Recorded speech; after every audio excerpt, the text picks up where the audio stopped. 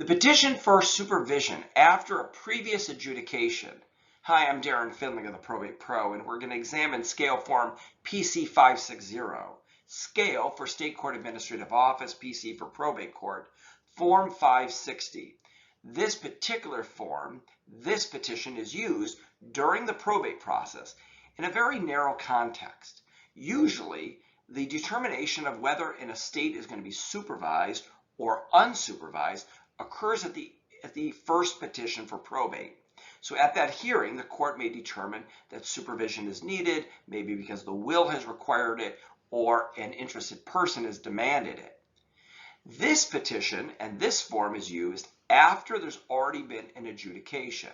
So during the probate process, there's a request for supervised administration by an interested person for a particular purpose.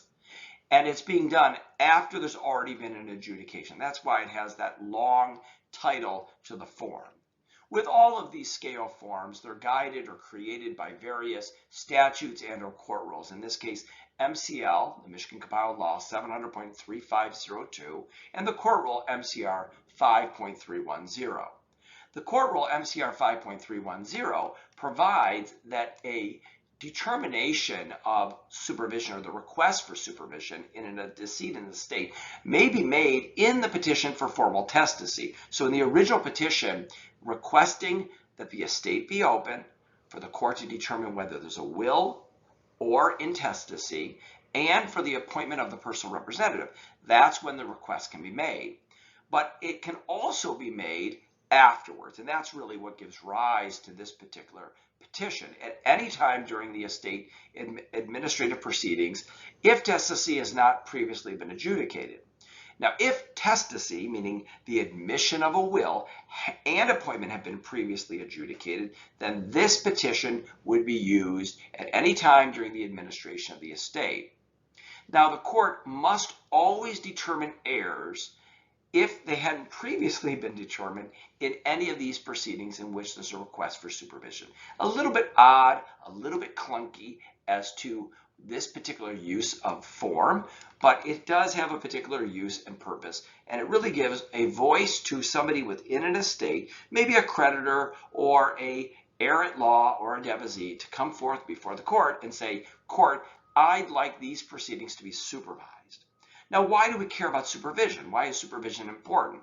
Well, if it's supervised, each step in the personal representative's role and duties through the estate administration are now supervised by the court, and it is generally required that each step requires a petition for approval. So, for example, the sale of real estate, an accounting, the formal closing of the probate estate. Each of these steps require a petition.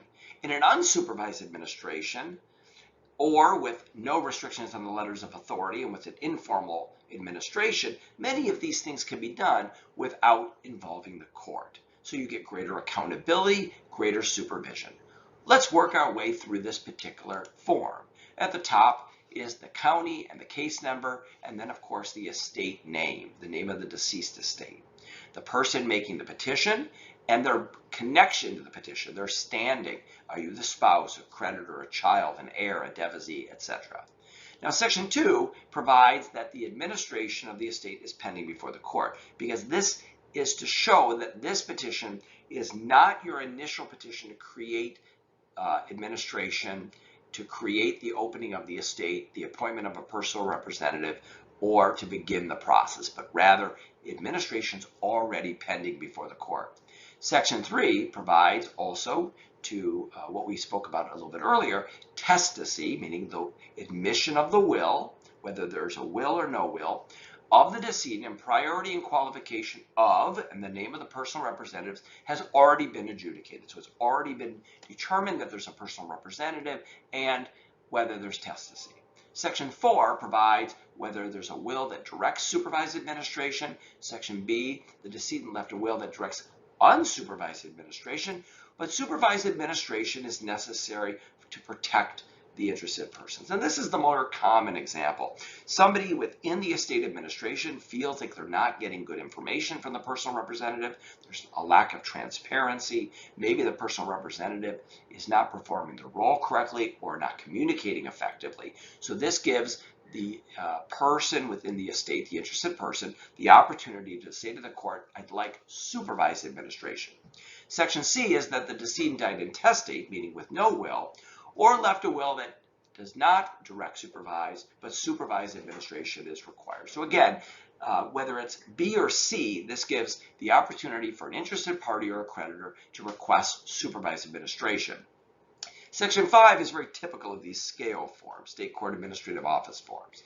It provides for a determination or a restatement of the interested persons, their addresses, and any representatives. So in the initial petition, those names are provided. Here, again, the court just simply wants an update, which is typically required in these SCAO forms to constantly update the court as to the interested persons relative to the estate to make sure that notice is provided to all of these people. Section 6 is the request. Pretty straightforward. I don't think there's another form that is as succinct. I had a little trouble saying that, but as succinct as this particular form. It says, I request supervised administration. A place for the petitioner to sign with their address, as well as if there's an attorney involved, for the attorney. Now, with every petition, there's a process. You file the petition, you pay the filing fee, it gets scheduled for hearing, notice is provided or waived by all of the interested persons. That's guided or instructed by court rule and statute who's entitled to notice under every petition. It gets scheduled for a hearing, and then there's an adjudication in the form of a court order. So there'd be a corresponding order following the court's ruling on this petition. Now, as you can see, when we work our way through all these SCAO forms, they're not always easy to navigate through. They're a little confusing, not simple to go through this probate process. And that's why we strongly urge people to be working with a skilled, competent probate lawyer to guide you through the probate process. At the Probate Pro, we are passionate about everything probate. If you have questions about this form or any probate or trust related issue, visit us at theprobatepro.com or call us at 1-833-PROBATE.